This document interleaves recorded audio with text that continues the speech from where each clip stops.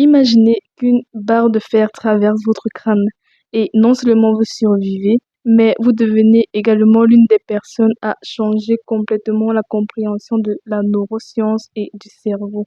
Eh bien, c'est ce qui est arrivé à Phineas Gage. Et c'est de cette folle histoire que nous allons parler aujourd'hui dans ce nouvel épisode des incroyables histoires. Donc, installez-vous bien et let's go! Désolé tout le monde, c'est Ronnie. J'espère que vous allez tous et toutes très bien. Pour vous, ça fait une semaine depuis la dernière vidéo des incroyables histoires. J'espère que ça fait une semaine. J'espère que j'étais ponctuelle. Mais pour moi, c'est le même jour. Donc, si vous constatez que le vêtement n'a pas changé, ne soyez pas étonnés. C'est juste parce que j'ai tourné cette vidéo à la suite. Donc, j'ai tourné le même jour. J'ai juste eu la flemme de me changer pour rien. Je suis trop contente de vous retrouver encore pour cette nouvelle vidéo. Et nous allons encore une fois traiter d'un cas, encore une fois, fou et incroyable. Donc, toutes les histoires que je vous ramène sont folles en tout cas, ok? C'est l'histoire de Phineas Gage. Gage, Gage, je sais pas trop. Moi, je vais l'appeler Gage ou Gage. Ça dépend de comment je vais prononcer. De toute façon, la plupart, je vais l'appeler Phineas. Donc, son histoire est juste dingue. Et on peut dire qu'il a littéralement changé la face de la science. Donc, imaginez-vous prouver aux scientifiques qu'ils ont tort. Eh bien, son cas l'a fait, ok? Donc, je vous en dis pas plus, je vais pas vous spoil, je vous demande juste de bien vous installer. N'oubliez pas de liker cette vidéo, de vous abonner, de commenter, d'activer la cloche pour ne manquer aucune des nouvelles vidéos, de partager la vidéo, je ne le dis pas souvent, je crois. Ça aide à faire grandir la chaîne. Oh oui, j'oublie tout le temps, n'oubliez pas de venir me suivre sur Instagram et sur TikTok. Oh mon Dieu, c'est la première fois que je me rappelle de ça, de cette information. Mes réseaux sociaux s'affichent juste en bas de l'écran et les liens sont tout le temps en description. Je fais l'effort de mettre mes liens de mes autres réseaux sociaux en description sur toutes mes vidéos. Donc, tout le temps, vous retrouverez mes liens en description en tout cas. Donc, venez vous abonner, je vais vous raconter un petit peu ma vie, etc. Si vous avez des questions, vous pouvez me les poser là-bas. Et peut-être qu'il y aura même des nouveaux concepts que je vais faire en vous incluant en mode vous raconter les dingueries qui vous sont arrivées. Et j'en fais une vidéo où on va réfléchir, ok, on y réfléchira. Donc, je sais qu'il y aura plein de petits concepts où je vais vous inclure. Donc, suivez-moi là-bas également et suivez-moi aussi TikTok. Parce que je fais aussi des petites vidéos un petit peu storytelling comme ça, mais pas des gros storytelling, vous voyez, pas comme ces histoires. Donc, juste des petites vidéos par rapport à des objets du quotidien, donc des histoires derrière ça. Donc, si vous êtes un petit peu curieux, à savoir, je sais pas moi, comment le canapé a été inventé, qui a inventé le canapé, etc., vous voyez. Donc, vous pouvez retrouver tout ça sur ma chaîne TikTok avec d'autres concepts qui arriveront. J'y réfléchis encore. Pour le moment, mes deux réseaux, je suis vraiment active, c'est Insta et TikTok. Peut-être, je dis bien peut-être qu'un jour je me lancerai sur Twitch. C'est un truc que j'ai vraiment envie de faire. Si ça arrive, ne vous inquiétez pas. Évidemment, je vous le dirai, je vous en informerai. Donc, si vous aimez les concepts un petit peu live, dites-le moi également en commentaire, ok? Et j'ai trop parlé. Je suis sûre que j'ai perdu la moitié des gens. Oh gosh, je parle trop dans mes intros. Donc, je coupe juste court à tout ça tout de suite et je vous laisse avec la vidéo. C'est parti pour l'histoire de Phineas Gage. Phineas Gage naît en 1823 à New Hampshire aux États-Unis. On ne sait pas grand-chose de son passé, mais l'on sait qu'il est décrit par ses proches comme étant un homme travailleur, intelligent, responsable et fiable. Il obtient un poste de contremaître pour une équipe de construction de chemins de fer où il supervise des ouvriers à poser des rails, donc des travaux typiques auxquels des ouvriers de chemin de fer peuvent être confrontés. Il est très apprécié par ses employeurs de par sa maîtrise des outils, des explosifs, sa capacité à organiser le travail, mais également ses qualités de leadership. Il est fiable, il a un grand sens des responsabilités. Bref, c'est le genre de type auquel, dès que tu donnes un boulot, tu sais que le boulot sera bien fait, quoi. Tu n'es pas stressé parce que tu sais qu'il va bien faire son taf. Du moins, ça, c'est jusqu'à ce qu'un certain événement survient et vient bousculer à jamais la vie de ces petits travailleurs du chemin de fer. En 1948, Phineas, qui à ce moment-là est âgé de 25 ans, est choisi pour superviser l'équipe en charge de la construction de voies ferrées pour la compagnie Rutland et Burlington Railroad. C'est un travail extrêmement dangereux qui nécessite l'utilisation d'explosifs afin de dégager des roches et de poser des rails. Mais bon, ce n'est pas ça qui va décourager Phineas. Il en a vu d'autres, donc il accepte le boulot. Ils se mettent donc au travail et comme d'habitude, Phineas est organisé. Il effectue son travail étape par étape de façon très propre. Le chantier avance à bon train, sans mauvais jeu de mots, mais les choses sont sur le point de prendre une tournure inattendue. Le 13 septembre, Phineas travaille sur le chantier.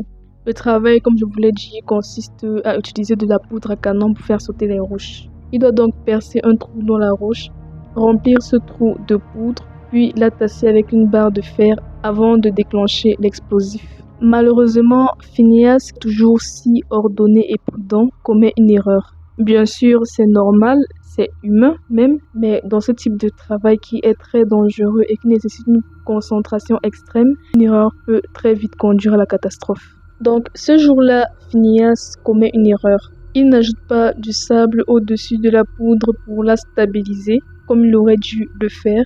En conséquence, lorsqu'il insère la barre de fer, une étincelle enflamme la poudre et celle-ci explose. La détonation projette la barre de fer avec une force incroyable et cette barre de fer va directement se loger dans le crâne de Phineas et la traverse. Donc, attendez, je reprends. Une barre de fer de 1 mètre de long, de 3 cm de diamètre et pesant près de 6 kg est propulsée par l'explosion comme un projectile tout droit dans le crâne de Phineas. C'est juste fou. Donc, comme un projectile, on projette une barre de fer comme une balle dans ton crâne. What the fuck? Donc, cette barre pénètre sous sa joue gauche, traverse son cerveau et ressort par le sommet de son crâne, détruisant ainsi une grande partie de son lobe frontal gauche.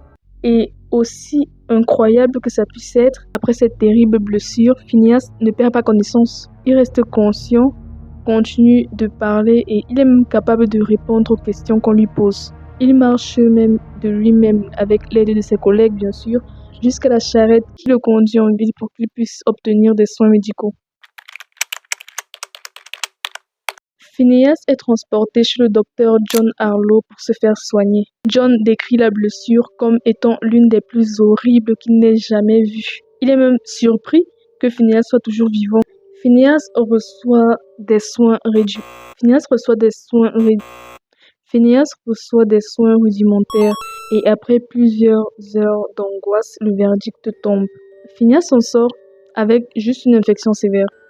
Enfin, ça, c'est ce qu'ils croient tous.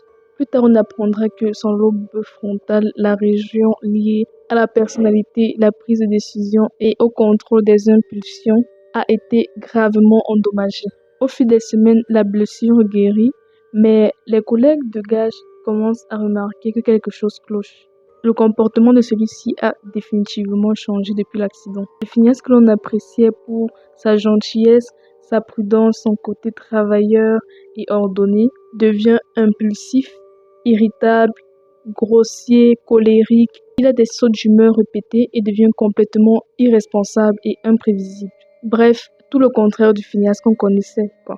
N'étant plus apte à prendre des décisions rationnelles, Phineas finit par perdre son emploi de contremaître.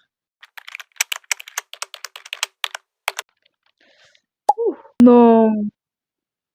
Le docteur Harlow, l'homme qui était chargé de soigner la blessure de Phineas, a lui aussi eu vent de son changement de comportement. Il a documenté, pris des notes de tout ce qu'il a pu observer afin de lui apporter une aide. Mais à l'époque, la compréhension de la neuropsychologie était malheureusement très limitée. Il peine donc à expliquer comment une blessure physique a pu être la cause d'un changement aussi radical de la personnalité.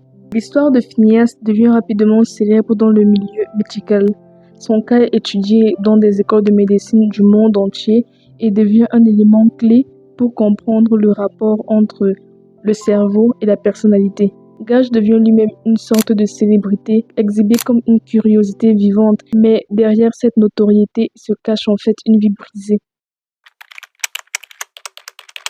En raison de ces changements de comportement, Phineas se retrouve sans emploi et a beaucoup de mal à trouver un travail stable après ça. Il finit par occuper divers postes, parfois assez horribles de mon point de vue. comme le fait d'être exhibé dans des cirques et des spectacles itinérants, montrant sa blessure et racontant son histoire. Plus tard, il finit par travailler comme cocher au Chili. Après cet accident, ses relations sociales ont probablement été impactées négativement par son changement de comportement. Durant mes recherches, je n'ai trouvé aucune mention d'une quelconque femme ou enfant que Gage aurait pu avoir après son accident. Et je pense que c'est dû à son nouveau caractère peu charmant, j'imagine. Et je trouve ça horriblement triste parce que quand bien même il est conscient du fait que son comportement a changé, qu'il est devenu irritable, imprévisible, bref, tout ça, il ne peut rien y faire. Il est juste devenu comme ça et il ne peut rien y changer, quoi. Et c'est horrible quand on se dit qu'avant l'accident, il était si gentil, aimable, respectueux. Sa vie a juste été brisée. Finalement, Gage décède en 1860 à 36 ans, 12 ans après son accident. Il souffrait de crises d'épilepsie récurrentes, probablement dues à sa blessure cérébrale, et il finit sans doute par décéder des suites d'une de ces crises. L'histoire de Phineas a eu un énorme impact sur la compréhension du cerveau, en particulier sur les fonctions du lobe frontal. Avant son accident, il y avait peu de connaissances sur la relation entre les lésions cérébrales et le changement de comportement.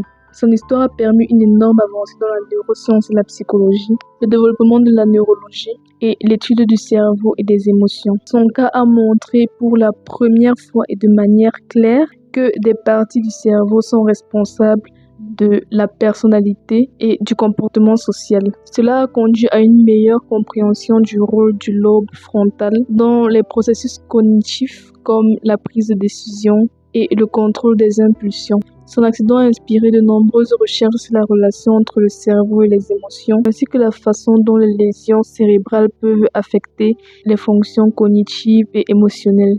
C'est grâce à lui si l'on comprend beaucoup mieux aujourd'hui les impacts de traumatisme crânien. Le crâne de Phineas et la barre de fer sont toujours conservés d'ailleurs au musée de l'école de médecine d'Harvard. Il nous rappelle combien notre cerveau est fragile et combien les blessures peuvent influencer ce que nous sommes en tant qu'individus. Voilà les gars, c'est la fin de cette vidéo. J'espère qu'elle vous a plu. Dites-moi en commentaire ce que vous en avez pensé, si vous étiez déjà au courant de cette histoire comme d'habitude. Complétez cette vidéo si j'ai laissé passer des informations et n'hésitez pas à me corriger si j'ai fait des erreurs. Comme d'habitude, je n'ai pas la science infuse. Et moi, je me dis que je trouve ça trop triste que cet accident ait en quelque sorte gâché la vie de Phineas. Donc, il a souffert tout au long de sa vie et il a un petit peu vécu comme quoi, je sais pas comment il a vécu exactement, mais on dirait que cet accident a un petit peu gâché ses relations et l'a empêché de profiter pleinement de sa jeunesse et de sa vie. Et finalement, après être devenu une espèce de bête de foire, je sais que c'est méchant de dire ça comme ça, mais si je puis dire, il finit par décéder à cause des conséquences que cette blessure a eu sur lui, donc les crises d'épilepsie. Donc je trouve ça trop triste. Donc le seul point positif à cette histoire, c'est que grâce à lui, on a pu évoluer dans la science, on a pu comprendre certaines informations qu'on ne comprenait pas avant et ça a permis de faire une évolution dans la santé et peut-être d'aider des personnes plus tard et d'en apprendre un peu plus sur le cerveau. C'est vraiment fou de se dire que son accident a bouleversé la science comme on la connaît aujourd'hui, quoi. C'est vraiment fou de se dire que grâce à son accident, on a pu améliorer la science. C'est ouf de se dire ça, quoi. Bref, c'est sur ce mot que moi je termine cette vidéo. N'oubliez pas de vous abonner, de partager, de liker, de commenter, de me dire ce que vous en avez pensé, de me donner peut-être même une histoire dont vous souhaiteriez que je parle sur cette chaîne. Et moi, je vous dis juste prenez soin de vous. On se retrouve très bientôt pour une prochaine vidéo. C'était Ronnie et bisous.